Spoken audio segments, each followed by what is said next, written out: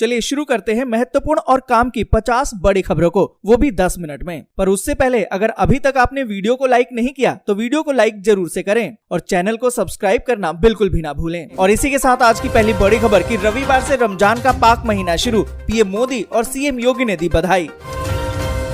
नेपाल के पीएम शेर बहादुर ने काशी विश्वनाथ मंदिर में महादेव का किया जलाभिषेक, मांगे सुख समृद्धि की कामना। योगी सरकार का वादा 2022-23 तक यूपी में 14 नए मेडिकल कॉलेज बनाए जाएंगे। यूपीए का नेतृत्व करने की मांग के बीच शरद पवार ने दिया बड़ा बयान, कहीं जिम्मेदारी नहीं लेंगे, न ही यूपीए अध्यक्ष पद में कोई रुचि। चिराग पासवान के बंगला खाली करने पर तेजस्वी ने कहा, बीजेपी ने हनुमान के घर में ही आग लगा दी। नासिक के पास बड़ा रेल हादसा, जयनगर एक्सप्रेस के 11 डिब्बे पटरी से उतरे, कई लोग घायल। हरियाणा समेत देश के कई राज्यों में मास्क लगाना जरूरी नहीं, जुर्माना भी हुआ खत्म। इमरान खान की सलाह पर राष्ट्रपति ने भंग कर दी पाकिस्तान की नेशनल असेंबली, अब 90 दिनों के अंदर होंगे नए चुनाव। रूस यूक्रेन के मद्देनजर जेलेंस्की का दावा, यूक्रेनी सैनिकों ने रूसियों को पीछे हटा दिया।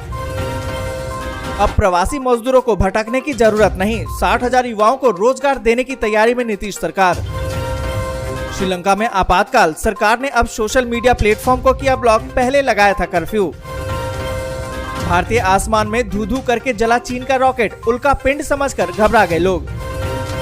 साक्षी महाराज का योगी से अनुरोध, कहा कि नवरात्रि पर पूरे यूपी में मांस मछली की बिक्री पर लगे प्रतिबंध।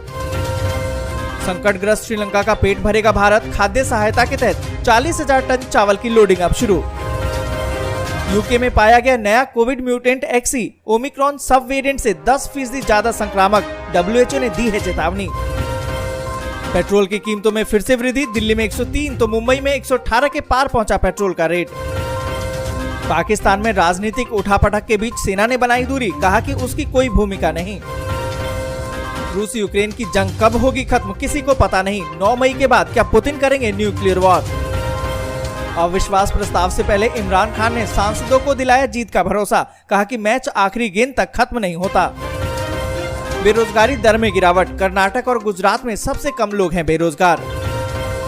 पाकिस्तान में सुप्रीम कोर्ट में आज तक के लिए टल गई है सुनवाई, विपक्ष ने किया संसद पर कब्जा, शाहबाज शरीफ को चुन लिया गया है पीएम। अप्रैल में उत्तर और मध्य भारत के पसीने छुड़ाएगी भीषण गर्मी, पर कई राज्यों में बारिश की चेतावनी। WHO ने भारत बायोटेक की कोवैक्सीन के इस्तेमाल को किया सस्पेंड, अलग अलग देशों को जारी किया अलर्ट। यूक्रेन में युद्ध अपराध के सबूत मिले, ब्रिटेन ने की है इसकी निंदा। यूक्रेन का दावा, रूसी सेना ने शहरों के मेयर को बनाया बंदी, कई मारे गए। पुतिन को है थायराइड कैंसर, इलाज की वजह से सूज गया है पूरा चेहरा। ईद के बाद पाकिस्तान पहुंचेंगे पूर्व पीएम नवाज शरीफ, एक बड़े जुलूस में लाहौर ले जाने की तैयारी। यूपी पुलिस का बुलडोजर टास्क, करो सरेंडर नहीं तो चलेगा बुलडोजर। पाई पाई के लिए मोहताज हुआ श्रीलंका, महंगाई की मार झेल रही है जनता। और इसी के साथ अगली बड़ी खबर की निःशुल्क राशन का वितरण आज से शुरू, अप्रैल में 3 बार होगा इसका वितरण, 7,40,000 लोग होंगे इससे लाभान्वित। आपको बता दें कि मार्च में मिलने वाले दूसरे चरण के राशन का वितरण अब शुरू हो चुका है। ये राशन प्रधानमंत्री गरीब अन्न योजना के तहत निःशुल्क मिलेगा।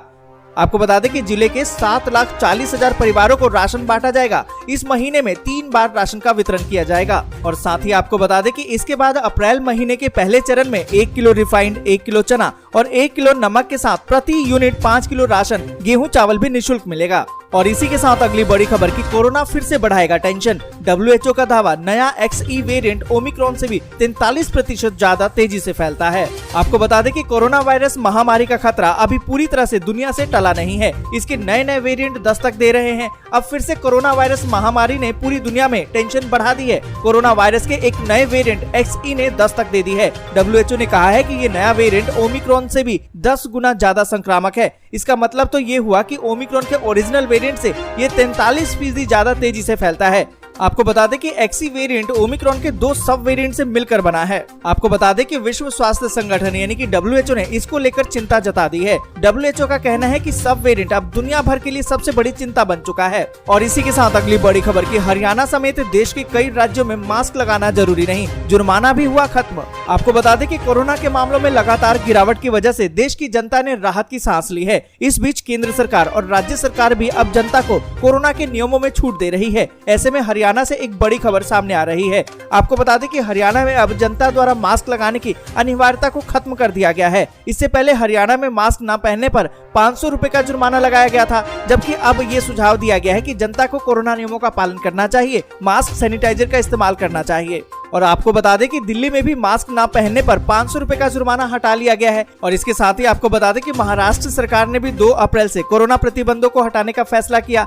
साथ ही पश्चिम बंगाल ने भी कोरोना के प्रतिबंधों को हटा दिया है। और इसी के साथ अगली बड़ी खबर की श्रीलंका में आपातकाल, सरकार ने अब सोशल मीडिया प्लेटफॉर्म को भी कर दिया ब्लॉक, पहले लगाया था कर्फ्यू। आपको बता दें कि श्रीलंका सरकार ने रविवार को देशव्यापी सार्वजनिक आपातकाल घोषित करने और देश के सबसे खराब आर्थिक स्थिति को लेकर सरकार विरोधी रैली से 36 घंटे पहले कर्फ्यू लगाने के बाद व्हाट्सएप, ट्विटर, फेसबुक और इंस्टाग्राम जैसे सोशल मीडिया प्लेटफॉर्म को ब्लॉक कर दिया है। आपको बता दें कि अखबार की तरफ से बताया गया कि इस कदम का उद्देश्य कोलंबो में लोगों को भोजन, आवश्यक वस्तुएं, ईंधन और दवाओं की कमी से जूझ रही जनता को राहत देने में सरकार की विफलता के विरोध में कोलंबो में प्रदर्शनकारियों को इकट्ठा होने से रोकना है। और इन सभी के साथ अगली बड़ी खबर कि रूस यूक्रेन की जंग कब होगी खत्म, 9 मई के बाद क्या पुतिन करेंगे न्यूक्लियर वॉर। आपको बता दें कि 24 फरवरी से शुरू हुई रूस और यूक्रेन की जंग आखिर कब खत्म होगी, अभी किसी को इस बारे में पता नहीं है। लेकिन यूक्रेन ने दावा किया है कि रूस के राष्ट्रपति व्लादिमीर पुतिन किसी भी हाल में इस जंग को 9 मई से पहले खत्म करना चाहते हैं। 9 मई की वो तारीख है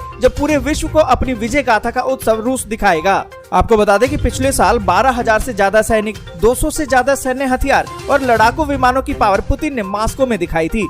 क्या इस बार यूक्रेन को जीत हासिल करके 9 मई को मास्को में विक्ट्री परेड पुतिन देखना चाहेंगे या फिर कहानी फिर से पलटेगी।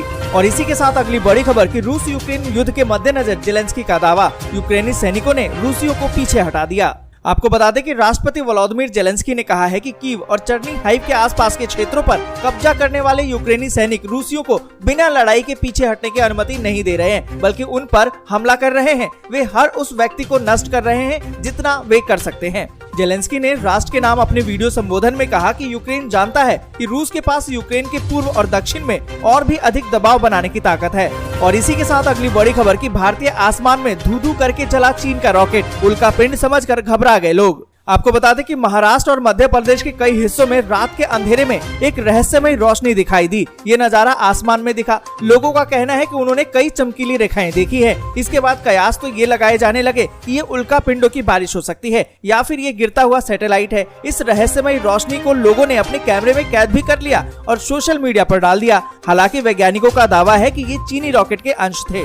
और इसी के साथ अगली बड़ी खबर कि महाराष्ट्र के नासिक के पास बड़ा रेल हादसा, जयनगर एक्सप्रेस के 11 डिब्बे पटरी से उतरे, कई लोग घायल। आपको बता दें कि महाराष्ट्र के नासिक के पास एक बड़ा रेल हादसा हो गया है। जानकारी के मुताबिक जयनगर एक्सप्रेस के 11 डिब्बे पटरी से उतर गए हैं। हादसा दोपहर करीबन 3:15 बजे के आसपास हुआ है।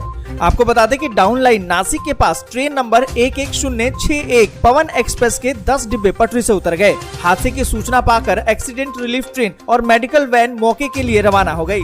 हादसे में कई लोगों के घायल होने की खबर है। रेलवे की तरफ से जानकारी दी गई है कि हादसे में किसी की मौत नहीं। दोस्तों आज के लिए बस यहीं तक। जय हिंद, जय भारत।